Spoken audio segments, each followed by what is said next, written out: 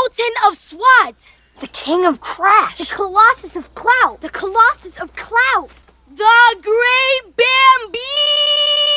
Bambino! Going off with Rapcritic and Muse, and we are now entering into a very specific 90s nostalgia themed, 80s and 90s nostalgia themed episode this week, aren't we? This week on Going Off, we're talking baseball! Can I just jump out the gate by saying, like, I don't really know dick about baseball? I don't give a fuck about baseball! I don't give a fuck! I couldn't think of a more boring thing to watch if my life depended on it. Okay, my only experience really with baseball is like fucking two movies, The Sandlot and Angels in the Outfield, which I only had because, like, I only have in my brain just because, like, I just remember that having that VHS, like, there. Oh, yeah. You know, it's one of those things where it's just like, oh, the VHS is there, like, that's just my association with baseball. But it was always, did we talk about Angels in the Outfield before on the podcast? Never. I don't think so. Because I've never seen it myself. It's one of those movies where it's just like, as soon as you think about the plot for a second, it just, like, falls apart. Like, I'm an angel, I'm gonna help you with some games, but not this game, because we have to have tension. It's like, what? No, but you can help at that game, so why not at this game? Like, what? As soon as you introduce, like, angels, fucking angels, that can help you out, you're already cheating, so cheat to the end, like, you know? but then I was just, like, sort of thinking about, like, is this, like, a weird sideways metaphor about, like, steroids? In the 90s, because like it's just kind of saying like, oh no, it's okay that these guys can do these like superhumanly acts, you know, just pay no attention, just enjoy the good game, you know. Baseball is such a boring sport that you have to add some kind of supernatural or extraordinary element to it to make it even remotely interesting. It's like this sense of going like, you know, isn't there just something sort of like inherently like magical about baseball though, because you know it's a part of Americana, so we have to have this like, you know, mystical respect for it, and it has to be able to, you know, have this otherworldly quality on top of it, and it's like you have to do that because it's like without it it's really hard to make like a superstar out of that game, right? Because it's like you hit the ball, that's about as action packed as it gets. I guess it's what you do outside of the sport, because like you really don't have a lot of time to shine, especially in baseball. Like, you're not exactly given a lot of screen time. You know, it's very one note what you're doing. You either need to be some fucking gallivanting playboy man about town, you know, in the fucking tabloids. You gotta be, you know, dating supermodels or some shit. You're going to the fucking Playboy Mansion for parties. Right, and that's why I was thinking, like, you know, the fact that the guys that they are impersonating in today's album, like the fact that they were both juicers and that was like a really big thing, is the main thing I knew about them. Like the fact that like, oh, here are these guys from baseball, and the main thing that's keeping them popular is the fact that they're juicing up in order to beef up their numbers. The only time I ever heard about Mark McGwire was way later, was in the fucking late 90s. Because I think it was a race between Mark McGwire and Sammy Sosa, I want to say, for home runs. I think that was the deal. Jose Canseco, I only know his name because he was in that Simpsons episode. That's exactly. I only know Jose Canseco because Liar Liar, the scene where he goes, "I'm supposed to be Jose Canseco," and I was like, "Oh, I guess that's a baseball guy," you know. The reason we're talking about all of this, because naturally we would not be talking about baseball for any other reason, is because this week we've been requested to talk about the Unauthorized Bash Brothers Experience by Lonely Island RC. Oh my goodness! I think I've made this point on the show before, or I've reiterated this point on the show before, and I do agree with it to some extent, that Lonely Island in the late 2000s, early 2010s kind of molded what the tone of comedy would be. Absolutely. It's not lull to random, it's more nuanced than that, it's a little dark. It's about getting specific in the self-deprecation. You know, like, it's about really building up a character And like because I hear, you know, at the same time, like, who else is doing comedy albums? Like, what, like Lil Dicky? Like, I'm the white guy rapping dude. It's like, it feels like such an awkward put on when anybody except Lonely Island does it. You know what I'm saying? Mm-hmm. Like, they know how to heighten the comedic tension. They know how to give you the over-the-top thing in a way that works and, like, actually builds up in the music and stuff like that, where it actually, like, he actually sounds like he's rapping like a Beastie Boy, but on top of that, it's that Weird Al level of, like, no, but this guy is a good musician, though. Yeah. You know? I was never a big fan of Lonely Island. I might have only liked a couple of the skits from back in the day when they were doing the SNL like web exclusives. They kind of took they were like YouTube gone mainstream. Yeah, and I wasn't into them at first. I was swimming through the internet by that point, so to hear like, oh, SNL is doing something, like, okay, you know, like, that's fine. And I remember eventually watching it, was like, it's ridiculous enough, but not like, you know. It automatically feels like it's for your parents. Yeah, and then because it's on SNL, it's too mainstream, right. It's watered down. And I remember, I think right before they had done that, they did the "Wait Till You See Our Penises," the Bongo Brothers. You remember that? Oh, fuck. Yeah. Mm-hmm. It wasn't until Jizzed in My Pants caught me off guard with how funny that goddamn video was. And I remember I was on like the you know, So Hip Hop Boards or something like that, SOHH, you know, something like that. And I remember coming across it, and it was just like, whoa, this is so funny that it actually, like, it really looks like a Justin Timberlake video, but he, you know, is this loser. You know what I mean? Like, he really, like, pulled it off and made it work as a song. That was like really funny and heightening on that level. Oh yeah, and then they did Dick in a Box, and that was another one that was just like, okay, funny enough in that, like, oh, you got Justin Timberlake to say my dick's in a box. Like, wow, isn't that weird? You know, like, but it wasn't until like hearing the Lonely Island album, the one Incredibad, the energy of that album hooked me the fuck in. And I remember I enjoyed all of the shit off of that, like, regardless of how ridiculous it was, because I was like really enjoying, like, not only just the randomness, but the way they heighten jokes. You know what I mean? I was a little disheartened when I saw when this album came out. Because I have not been paying attention. Yeah. I have not been paying attention to Lonely Island, so when I saw the name of the album, I was like, oh, okay, was this one of the old ones that I never really checked out? No, it's a brand new one, or at least new to me. Feeling. Yeah. So it's 2019. It's a companion soundtrack to a Netflix half-hour special, which, no, I didn't watch it. You didn't watch it? Oh, no. You should have watched it. No, because it's the same thing as goddamn Todrick Hall. I wasn't requested to review the Netflix special. I was requested to talk about the album. Okay. So I'm only talking about these songs, how they hit me as songs. I don't want my opinion to be tainted by the visuals, because as a fan of Ninja Sex Party, I can tell you, the jokes don't land as strong if you don't have the visuals accompanying them. So I was like, well, let's see, because I think some old Lonely Island songs from back in the day, they are funny on their own. You don't necessarily have to see the visuals. So I just wanted, a pure, untainted first impression of this. And I hated it. This is so fucking unfunny. This is one of the most unfunny, intentionally funny things we've listened to for the show. My God, as people who, like I said, revolutionized comedy they haven't evolved or expanded on that at all. And it's more lull to random than ever. It's so non-specific. And I'm so sick of this sound, too. We're gonna shout and we're gonna rap like this over the same... Like, okay, here's my main problem, right? You made a specific project about Jose Canseco and Mark McGuire in 1989. Yeah. And then you're throwing all of this other random shit.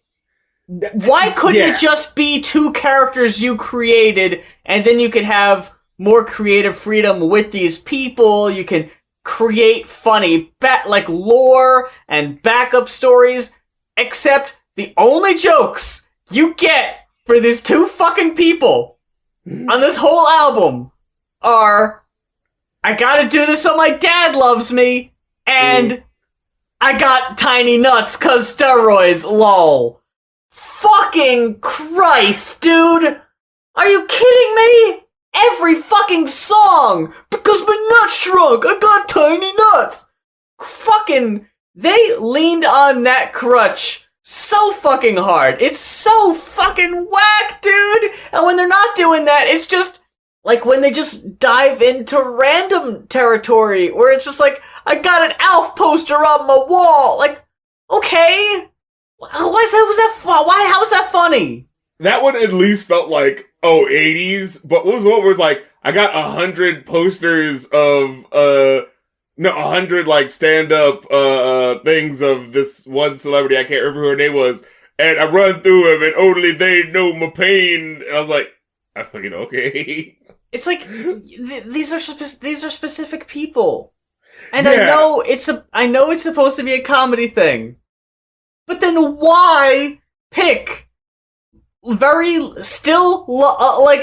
real people who, I'm pretty sure they're both alive, right?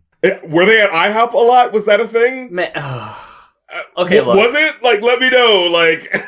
The two worst tracks, the ones I gave fucking dead-ass zeros, were Focused AF and IHOP, the intro to the IHOP parking lot, which, let me double check.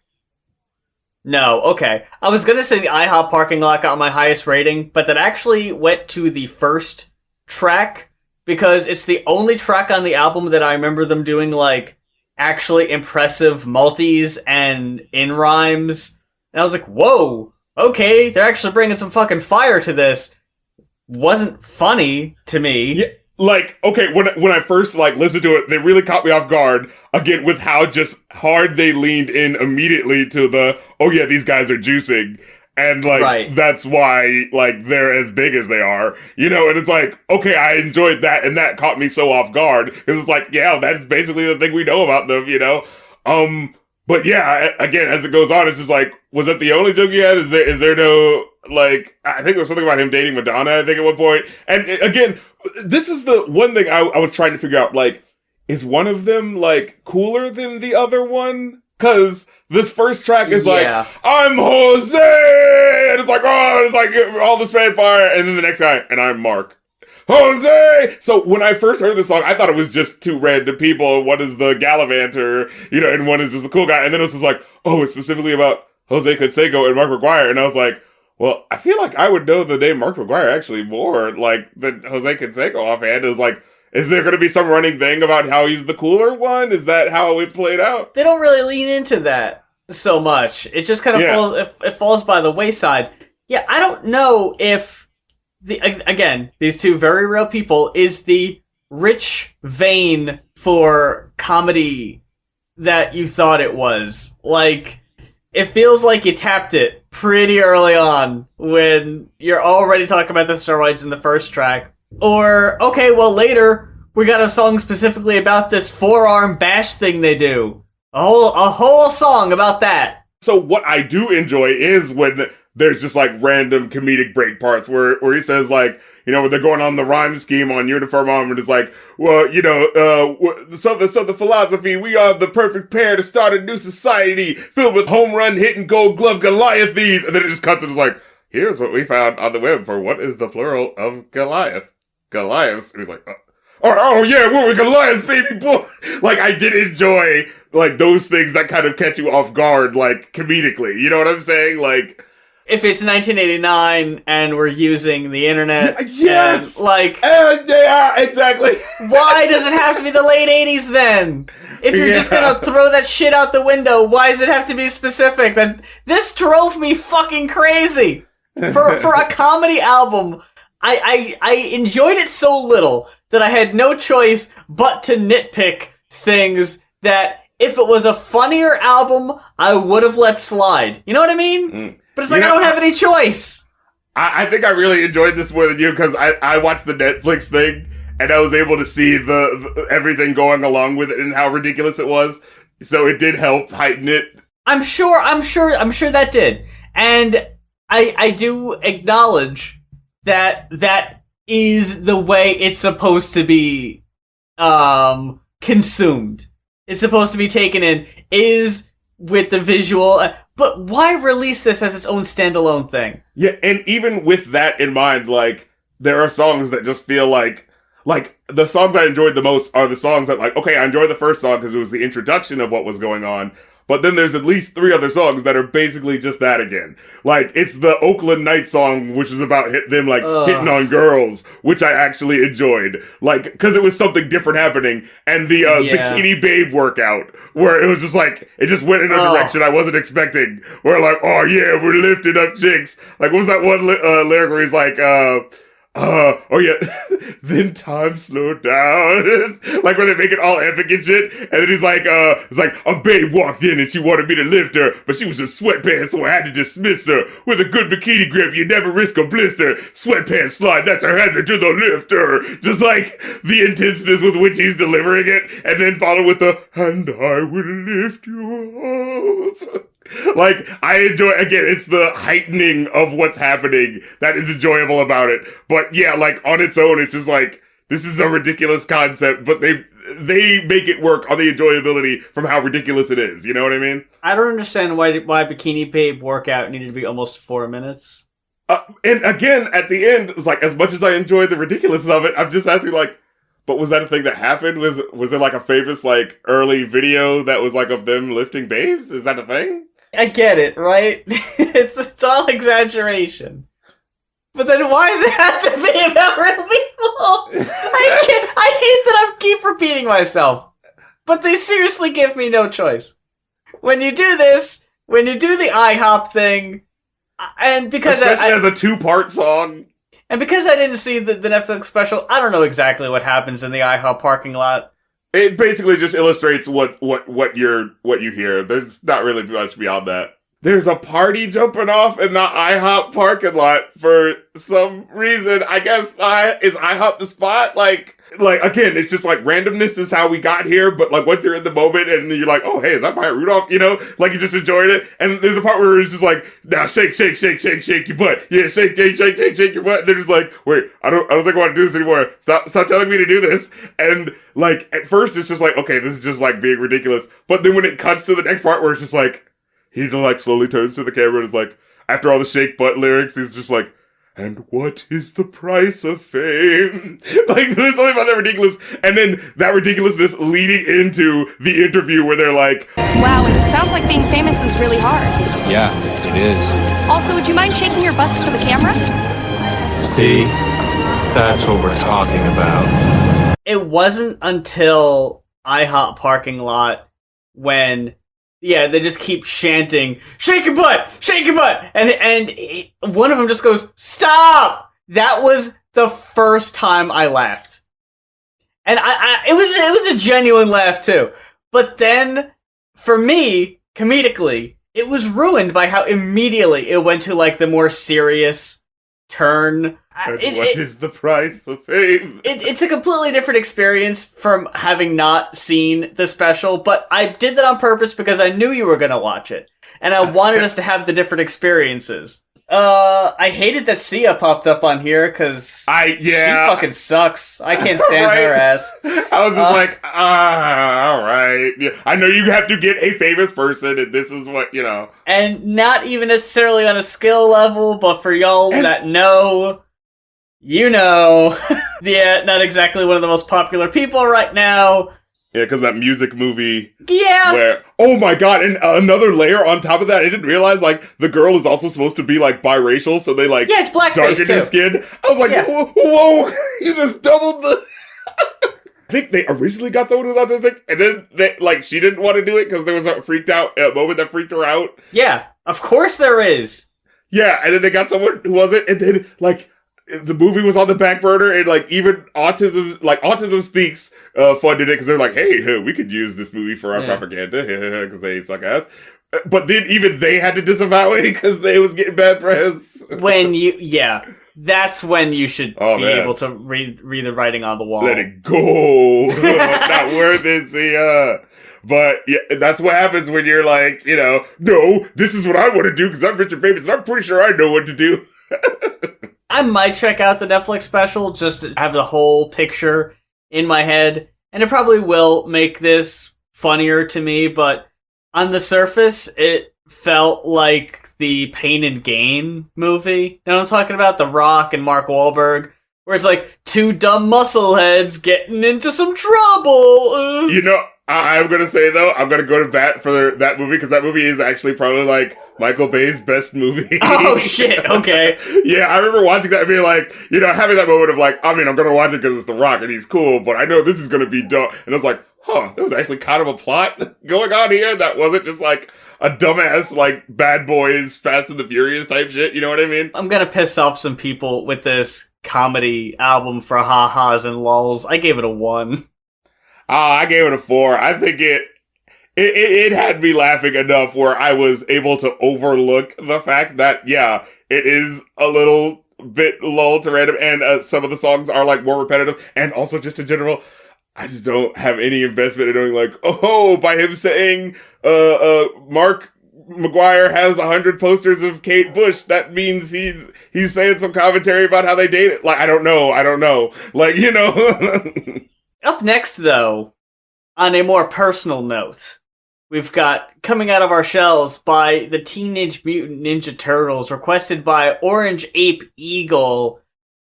And your boy's got a story. I went to the Teenage Mutant Ninja Turtles Coming Out of Our Shells tour. Is that so? And it was so loud that I cried and made my parents take me home before before the first song was over. Oh no! So I dragged them all the way out, baby views, to probably stand in a line with all these other kids, so excited to see their favorite hero turtles, and didn't even stay for a song. I have the cassette tape also, because if you got the Pizza Hut pizza and you sent in the coupon, you would get the cassette tape in the mail. And your boy was a big TMNT fan growing up, and he had to have that cassette tape. I never listened to that cassette tape. I was so excited and never fucking listened to it. So this is the first time listening to the soundtrack the whole way through. And I got to admit, and I'm gonna come off a little hypocritical here, I will piss off some people, I didn't watch it in full. But for reference, oh hell no, I didn't watch this shit. I needed to see if the versions on the soundtrack were the same as they were in the stage show. And I only did it for the first track, because I got my answer. But Darren, I'm gonna ask you. We're in a fucking boardroom. We're throwing darts at a dartboard. We're trying to figure out the Coming Out of Our Shells tour. This is gonna be a musical based on the Ninja Turtles, of the comic book, of the cartoon, of the movies. What's at least one song that you would expect to be in this stage show? We're the Turtles! No! No! Get out! Oh, you mean the theme song? Teenage Mutant Yes! Ninja Turtles! Teenage Mutant Ninja Turtles!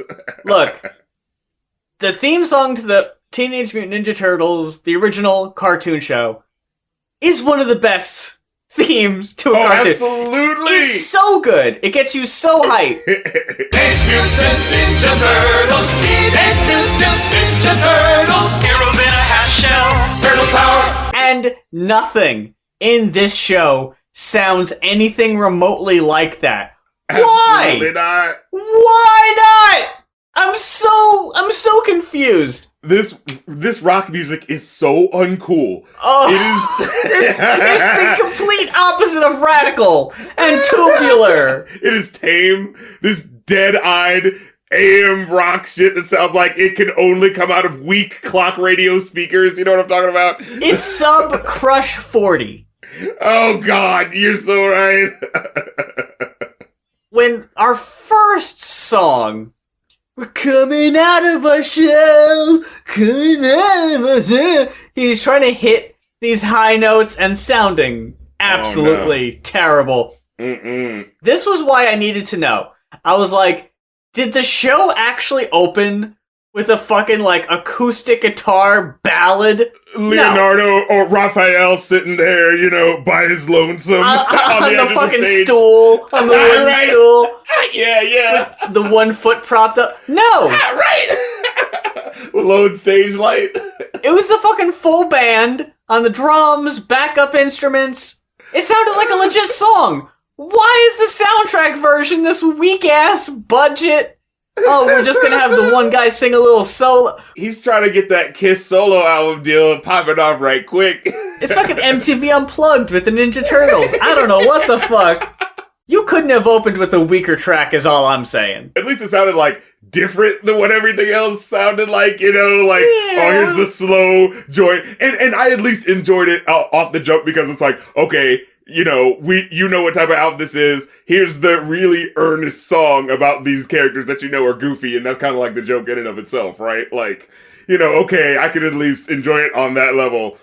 And then it gets to track 2, and I'm like, I'm already kind of done with the whole aesthetic. Look, the worst song. I'm gonna throw it over to you. What's the worst song? I'd have to skip on down to, no, not that one. Oh. No, although that was a close one. I gotta skip on down to Cowabunga, where they decide to start rapping. They decided to hit you with some disjointed ass fucking lyrics. These fucking, dude, I swear to God, one of the lyrics was like fucking, gonna keep rapping, gonna keep talking. And then he just immediately stops, and you just hear the beat plink on for a little bit. And I'm like, are you fucking serious? They really went fucking, I'm the hippopotamus, my rhymes are bottomless. I was like, I couldn't fucking believe it. I just like burst out laughing. That was the absolute worst, because they were like, all the other ones, okay, weak ass rock songs, whatever. Like, they attempted to do rap, and like, oh yeah, rapping is so cool. And like, every rhyme is like, they might as well have said, my name is Michelangelo and I'm here to say, because that would have sounded cooler than everything they ended up saying. Yo, there's Donatello. Even for a turtle, he's mellow. Like, Jesus Christ, gotta keep rapping, gotta keep talking. What do you do when you can't think of a rhyme? Personally speaking, it's ending time. What? What was that? Am I the deafest or what? No! Stretched out and awkward. I was like, give me Vanilla Ice. Give me Vanilla Ice. I'll even take the new metal album. I'll take the Stomping Through the Bayou. I'll take that. Your fucking audience is 90% little kids, 10% bored as fuck parents. You're not giving them anything. Like, if the whole point is you don't want to get the kids too excited, that's the only reason I could think why it's so sedated. Why it's so fucking lukewarm. Everything is this slowed down. There was a joke. It was a video, actually, I saw from the Upright Citizens Brigade on YouTube, one of the little improv bits. This is the song in every show that no one likes because it's boring. I think it was Red Letter Media, when they did a video talking about Willy Wonka and the Chocolate Factory. One of my favorite movies growing up. As soon as it got to cheer up, Charlie, I would fast forward that tape, because I did not give a shit about the fucking, what's the sad song Charlie's mom has to say? Don't give a fuck. That's Skipping Stones. Skipping Stones. Skipping Stones. With that old ass Splinter voice they got. Man. 5.5 minutes. What are you doing? Ooh. And I looked at the stage show. It's seriously just this guy dressed up as fucking Splinter, just fumbling and, like, walking slowly across his... What is this giving Pondering kids? his life or whatever the fuck. Like, I can't understand it. The whole thing of the Ninja Turtles is attitude, radical, fucking pizza and skateboards and fight scenes and everything. And then you look at this, it's the most boring shit. It's a fucking joke. what are these fucking lyrics? Standing at the water that looks like glass. I was like, wait a minute. You guys are in a sewer. There is no clear water near you. Water all around me. Oh. Like, are you dying? What's happening? Yeah, is this your death number before they go kick his ass? You know, Is Splinter gonna fucking die? What am I looking at? Yeah. Oh my god. And the reason why I'm specifically thinking of the water is because the track that comes right before it, the fucking 90s Beach Boys level of lame and dried out. Tubin! Surfing subterranean tubin. Oh And- my fucking god. Dude, it took like this song to really make me, think about like the reality of the Teenage Mutant Ninja Turtles, right? Like, wait, you guys are surfing under the sewers, and it immediately made me think of like the Futurama episode where they were like surfing on the sewers, and it's like, oh, the high tide's coming in because a whole bunch of toilets are being flushed. It's like, you guys are surfing in shit. Yeah, it's so fun. And like, it just sounded so disgusting the more they described it. Like you got to dig the heat under the street. It's like, oh, so it's like a humid, stinky heat. You know what I mean? Like, you're in a fucking sewer. If you found like a fucking pipe, a massive pipe that leads into like the sewage system, as a kid, that maybe like feels like a great idea, but you don't even need to step inside to be discouraged. The smell will hit you way before you approach like, it. So, oh, wait. so it's How am I getting back up? Hold on. Like the Ninja Turtles and Master Splinter, like they're fucking turtles and a rat. Like they're not really gonna mind the sewer system, but if April O'Neil were to go down there, like, hey, let me take a peek at your digs, and fucking was like, oh yeah, we're going down to the fucking sewer, like, how long would she last before she's like, nah, I gotta get the fuck out of here? Yeah. Did they ever do that in the episode? Did they ever bring up like, oh, you gotta come down to the sewer with us to, get away from Shredder? And she comes out and she's like, oh, Jesus fucking Christ! Fuck that. It's a fucking kids cartoon, but April O'Neil still says fuck no, and they don't censor it. She's like, I'd rather be kidnapped. God damn, it smells like a fucking foot mixed with solid ass down here.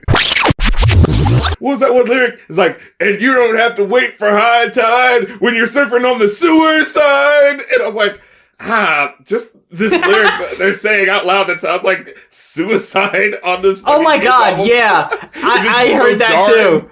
That sounded terrible. Like, they put no thought into that one. Like, no one heard that and thought, maybe give that one another take. Maybe. Like, and immediately afterwards, you hear someone go, yeah, surfing on the sewer side. Like, make sure you heard what we said, right? Just pops in. Did you hear that right?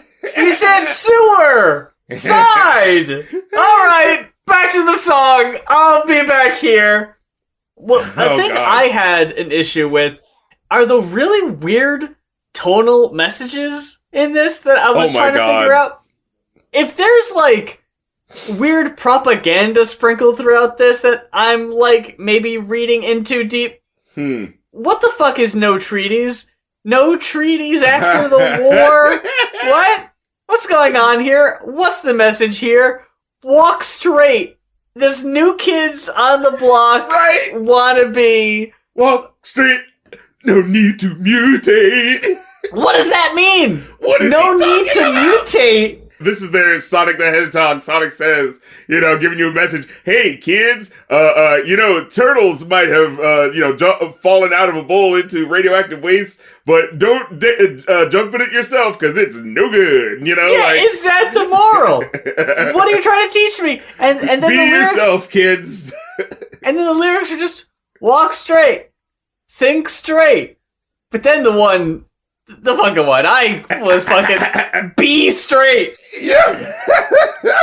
Oh, okay. What's happening? I think I can get you loud and clear, Ninja Turtles. But the weirdest one, I had to fucking roll my eyes out of my fucking head. And we're jumping all around here. But really, what choice do we have? You gotta fight to be free! Fucking was that freedom isn't free bullshit. Which song was that one? You can count on. Oh, the last one. Oh, that would. The only decent Yeah. song in the whole thing. It has a hook. Yeah. Yeah, a semblance of a hook. Right. Yeah. They don't even do it the whole time, No. The plot here, so to speak. what I find to be really funny, by the way, is the soundtrack comes out to about 35 minutes, Yeah. I think.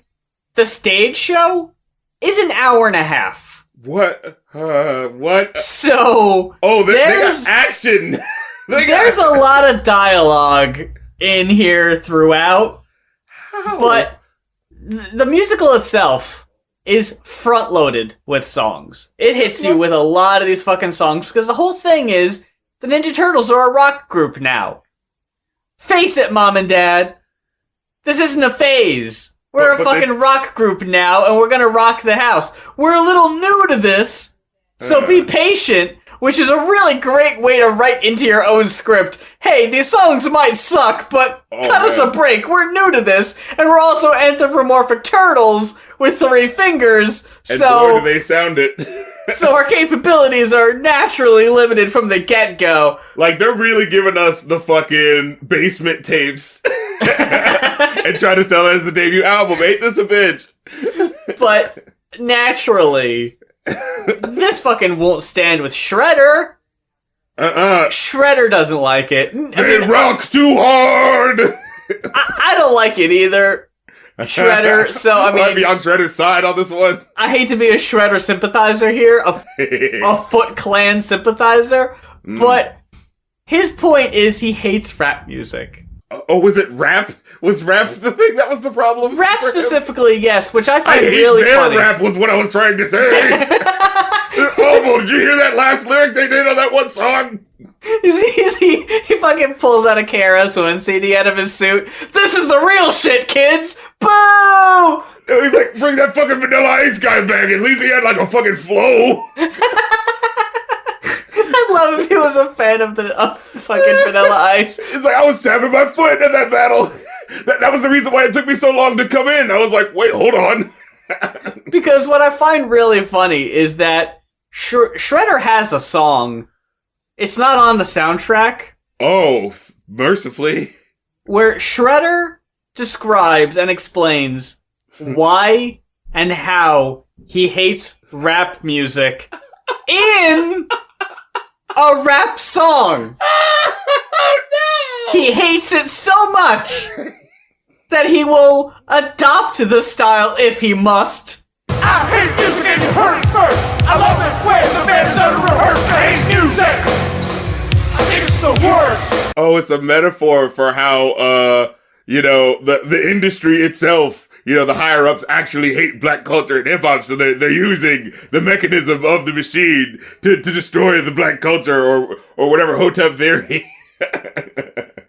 Oh, did you ever hear about that thing of like, the corporations got together with like rappers in the late 90s to make them sell more gangster rap lyrics. It was a whole meeting and to help fill up jails or something like that. You ever hear Oh!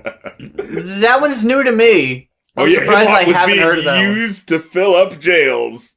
Yeah, Oh, that's why man. hip-hop is so bad, you guys. Wow. That's why you need to pull up your pants and start a family. And Why was there no rap about that then? If that was man. the end game.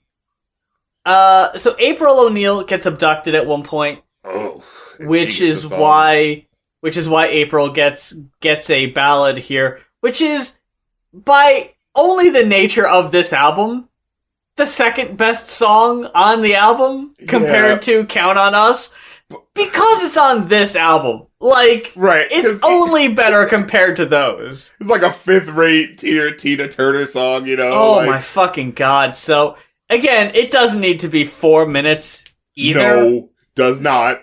I mean, the stage show, it's not a movie. I don't understand why it needs to be an hour and a half. Why it probably had a fucking intermission. Like, can we fucking... What are you doing? You fucking gave away coupons and a fucking pizza. Like, no one wants to be here. No one wants to sit here for an hour and a half. No one's here for the music. God, no. No one's fucking listening to that cassette tape or watching the VHS tape, heaven forbid. And just to know there's an extra hour of content that was just action or plot, whatever the fuck surrounding this shit. Like, you gave it some fucking great jokes for the whole family to enjoy. You know, oh man, some, maybe some pop culture references and impressions by the Turtles. Fill up that time, so maybe not every show is the same. Make it go again. Some dinner theater, some improv. Dude, and just hearing the song April's Ballad, it's so like the damsel in distress who's not, has no action in the plot. Like, even though she's a fucking reporter, she'll be doing something. She'll have had some significance at some point. But I'm not worried, because the Turtles will come and save me. Eventually. I love that, because again in the same show, because I skipped around and I watched, April's abducted with a couple of like New York City like construction workers, I think, and April's like, "Don't worry, guys, the Ninja Turtles will be here," and they're like, "Yeah, right. We're gonna fucking." Okay, I love that you're answering for real, like, yeah, fuck right. Okay, I'll come clean. They didn't say we're gonna fucking die, but you want me to believe it's 4 fucking New York Turtles underground? What the fuck are you, crazy lady? Don't worry, you guys. The turtles will save us. Oh, yeah, right. That's a laugh. They took off running as soon as it got a little tough. Yeah, what a bunch of weenies! No, they aren't weenies, are they? So she sings this little song to reassure them that, oh no, they will in fact come and save us. It's like, alright, bitch, but I still don't believe you. Any minute now. Just checking her fucking Maybe we sing a rousing number. So when she sings for 4 minutes, she's just fucking tapping her toes, looking at her watch. Oh man, and the songs are so. We were talking earlier about the Aladdin movie and how the characters in that movie suck. Like the princess character, how she gets that 1 minute song about "I will not be silenced." Well, anyway, yeah, they screwed off the fucking plot for the next hour and a half while the main character does his thing. Like this is like sub that. Like it's just like, well, I'm waiting. Like she doesn't even have like any sort of like agency in the sense of being angry. She's just like, well, here I am, and I'm like the song is actively about waiting. Like that's not something you write a song about. And half of the song is just repeating, I can count on them. Literally, I can count on them. The musical motif from the main song that comes next. Yeah, like if you would have spaced these out, maybe. But the fact that it's the very next song is full of "You can count on us." Yeah, I know. She just said that. That song didn't need to be a 4.5 minute thing. It could have just been like an intro to "You Can Count on Us." But then again, this is because it's an hour and a half when you gotta stretch for time. If this was just like a half-hour thing, non-stop songs, I can imagine it being, moving ahead a little faster. Yeah. But no, you actually gotta make room for plot, because the kids care about plot. Are the Ninja Turtles gonna come through? How can they do it this time? How are they gonna get out of this one? You know what is missed from the soundtrack, by the way, that I wouldn't have even known if I didn't watch any of the YouTube video? There is a character who plays Baxter Stockman, who turns into a human-sized fly creature thing. Fuck? He's in the play. Why doesn't he get a song? What the hell? Everybody should get a song, is my point. If Splinter gets a 5.5 minute song just wandering around, mumbling, rambling to himself about water, oh god, why doesn't Baxter Stockman? Is that what he does all day while they're out fighting crime? Yeah, he's all triumphant in the "Go forth, turtles, conquer evil, fight for what's right. I'll be here," just kind of muttering. He's just till you get back. Old man who's only semi-coherent when his relatives are there. I'll hold down the fort, barely. Yeah, cold plate of glass. What was that? Oh, nothing. Go on without me. I'll just surrounded by water. What?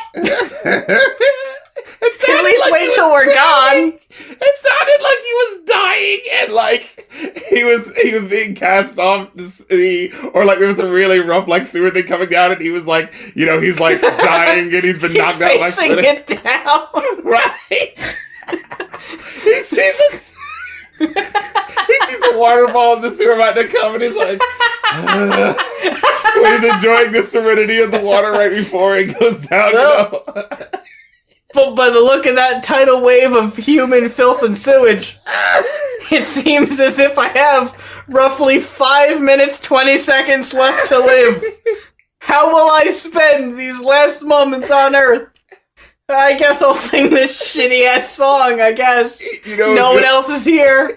You know, with all the blood clogging up my nose, I can't even smell how bad it is, so, you know, I'm kind of just enjoying how serene it looks. It's like a vacation. This death. It's a sweet release, is what this is. Sniffing stones. Remember when I used to do that? I used to do all that. Oh, man. Because he was a fucking human at one time. That's the most depressing thing. Is that Splinter was at least a, like, skilled martial arts human. Yeah. Who got mutated into a giant rat. The Ninja Turtles have always been turtles, that's the thing. They just got hit with ooze and grew big. Yeah, they actually kind of go into their story in the Walk Straight song. Like, they kind of go into like, oh yeah, we were in a bowl and then we dropped out of it into the mutation, you know. But you kids don't do it. We get to do drugs, but you guys don't do drugs. See, that's the thing. It's like, what do you mean don't mutate? You're fucking up there. You're in a cool costume. You're playing in a rock and roll band. You're fighting evil. You're ninjas. It sounds pretty cool compared to our existence. No, kids, we're just a metaphor for the you know, corporate corruption and pollution of the world. Pollution. You're not actually supposed to follow us. Kids, our whole existence is based on a comic book that was literally just people, like, it was a shitpost. It was basically being like, wow, they'll fucking make comic books on any fucking thing.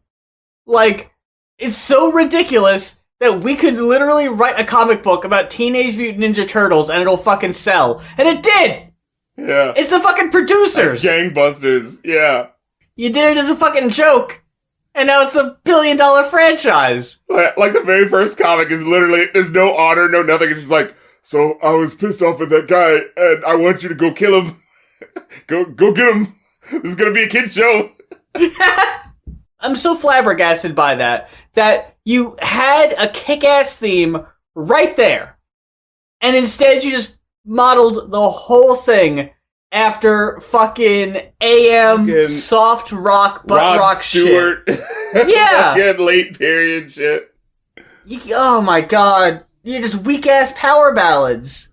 Not what I would expect. Can you believe weaker? This material overall is so much. I would rather listen to the goddamn Barbie album. Oh, Barbie fuck has some fucking bombs. That's a damn shame. There is no argument. There's no debate. I'm not even saying that as a joke or ironically. Yeah, no. That fucking Barbie album is leaps and bounds better than this. The no Simpsons joke. album. I mean, this is the lowest of the low out of like the novelty albums you could listen to. You know what I'm saying? Like. Now, I'm not going to tell people what to request. There is a Dinosaurs album out there from the Dinosaurs show. I'm interested. I'm not going to lie. Because Do the Bartman was a fucking smash that they were like, hey, I mean... Oh, and Dinosaurs was my shit. we can give Baby Sinclair his own song. Hey, not the mama, huh? Remember that? And then you can give a song to everybody else on the show, because that's what people want. The teenager, Robbie! Give Robbie a song! Yeah. You know, they did follow the fucking Simpsons Sing the Blues blueprint down to a T. They even gave the fucking boss a song. Oh my goodness. Fucking, That was Sherman Hemsley, wasn't it? From the Jeffersons? I believe so, played by him, yeah. Yeah, like they fucking gave Mr. Burns his own song on the Simpsons one. They had to give the fucking dickhead boss a song. Hey, that joint was about though. Look at all these idiots. Man, you fucking stand by that Mr. Burns song. Hey, fucking, again, leaps and bounds above. What the fuck is all this shit? Someone's gotta prop it up. Someone's gotta put it up on that pedestal. Old ass birds could bust a rhyme better than the fucking 4 fresh teenage turtles. Ain't that a bitch? Here's the shit, though. I gave this 0.5 higher than the Lonely Island album. So This you got a enjoyed 1.5. Oh, I can stand by that. This got a goddamn 1.5 for me. I at least could want to see that again. This, no, I don't never need to hear never one of these tunes ever again. Not even that you can get. I gave this a 1.5. Yeah, you can get this shit out of my face. At least we got the same rating. That's all I care about. But that about does it for this week's show. Big thanks to everyone who checked us out this week, and thank you if you requested either of these albums. We greatly appreciate the requests. We mentioned on the past few shows that we're going to be putting a freeze on the requests soon, but you can check out our Ko-fi for the price details and read up on exactly what's going on with that. We're trying to play some catch up before we close before it's things too off. late. Yeah. Yep. But we're gonna try to knock these out, play some catch up, so we can open those floodgates back open again.